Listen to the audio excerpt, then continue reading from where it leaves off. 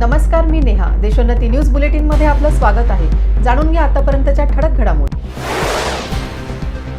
नाशिकमध्ये कृषी पंप वीज बिल सन 2015 पासून सुधारणा मिळण्याबाबत शेतकऱ्यांचे शरद पवारांना निवेदन. छत्रपती संभाजीनगरमध्ये कमीत कमी 2 लाख मताधिक्याने ठाकरे गटाचा उमेदवार विजयी होईल, आमदार उदयसिंग राजपूत यांचे विधान. उद्धव ठाकरे आज वाशिम जिल्हा दौऱ्यावर. ठाकरे यांनी कारंजा शहरातील प्रसिद्ध गुरु मंदिर येथे दर्शन घेतले. यावेळी गुरु मंदिर प्रशासनाच्या वतीने उद्धव ठाकरे यांचा सत्कार करण्यात आला.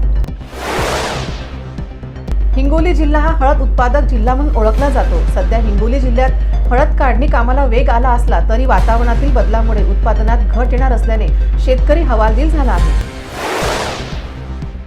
उन्हाळ्याची चाहूल लागताच पाण्याचे विविध प्रकारचे माठ बाजारात दाखल. कमी किमतीमध्ये उन्हाळ्यात तहान भागवली जाते, म्हणून आज फ्रीजच्या जमान्यातही मातीच्या माठाला वेगळंच महत्त्व.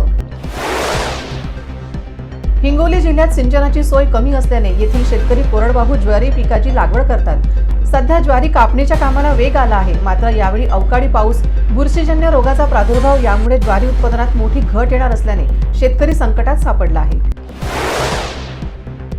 सध्या शिमला मिरचीचे बाजारभाव वाढले आहेत. सध्या बाजारात शिमला मिरचीची आवक कमी असल्यामुळे भाव वाढले आहेत. 20 रुपये किलोने विकली जाणारी शिमला मिरची आता 60 रुपये किलोने विकली जात आहे. हिंदू समाजाला प्रभावित करण्यासाठी काँग्रेसने घटना दुरुस्ती केल्याचा आरोप करून भाजप खासदार अनंतकुमार हेडगे यांनी वादाला तोंड फोडले. आज बुलढाण्यात राष्ट्रवादीच्या शरद पवार गटाकडून तीव्र निषेध आंदोलन करण्यात आले. कोल्हापुरात खासदार धनंजय महाडिक यांनी थेट पाईपलाईनवरून सतेज पाटील यांना लक्ष्य केले. या योजनेमध्ये घोटाळा झाला आहे, याची केंद्रीय समिती करून चौकशी लावू, असे महाडिक यांनी म्हटले. थेट पाईपलाईनवरून योजना ही 13 वर्षे रखडली आहे. नागरिकांच्या पैशातून ही योजना आली. पाईपलाईन टाकण्यापासून स्पायरल वाइंडिंग पाईपपर्यंत गौंड बंगाल दिसत आहे.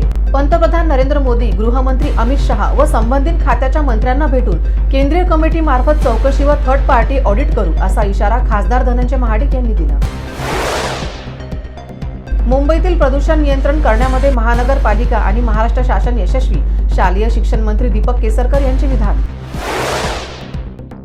याचबरोबर हे बातमीपत्र संपलं. पुन्हा भेटूया नवीन घडामोडींसोबत. नमस्कार.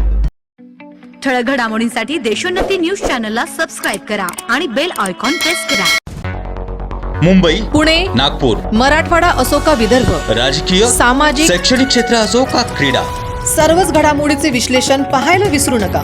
फक्त देशोन्नती न्यूजवर.